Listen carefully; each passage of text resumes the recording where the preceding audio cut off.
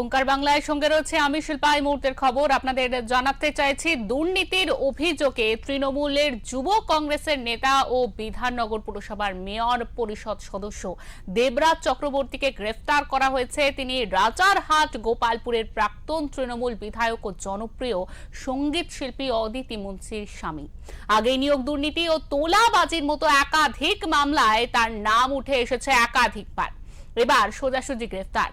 দেবরাজ অভিষেক বন্দ্যোপাধ্যায়ের অত্যন্ত ঘনিষ্ঠ ছিলেন। তোলাবাজি, দুর্নীতি সহ একাধিক মামলায় তাকে গ্রেফতার করা হয়েছে বলে ছড়িয়েছে জল্পনা। গ্রেফতার করা হয়েছে দেবরাজ চক্রবর্তী ঘনিষ্ঠ অমিত চক্রবর্তীকেও।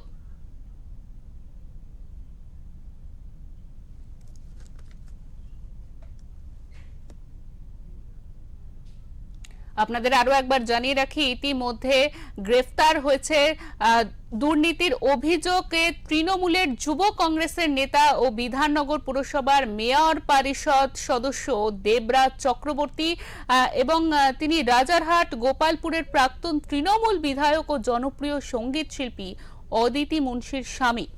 আগেই নিয়োগ দুর্নীতি ও তোলাবাজির মতো একাধিক মামলায় তার নাম উঠে এসেছে। এবার সোজাসুজি গ্রেফতার।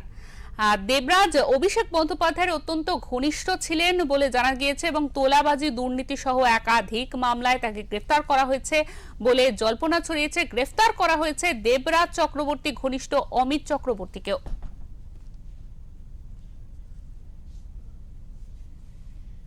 আমাদের সঙ্গে ইতিমধ্যে টেলিফোন লাইনে রয়েছেন আমাদের প্রতিনিধি অনির্বাণ দত্ত। অনির্বাণ, তোমার কাছে যা জানতে চাইবো, ইতিমধ্যে যে খবর আসছে অদিতি মুন্সির স্বামী দেবরাজ, তাকে কিন্তু গ্রেফতার করা হয়েছে। একাধিক তার বিরুদ্ধে অভিযোগ রয়েছে, তার ভিত্তিতেই আমরা জানতে পারছি গ্রেফতার হয়েছে।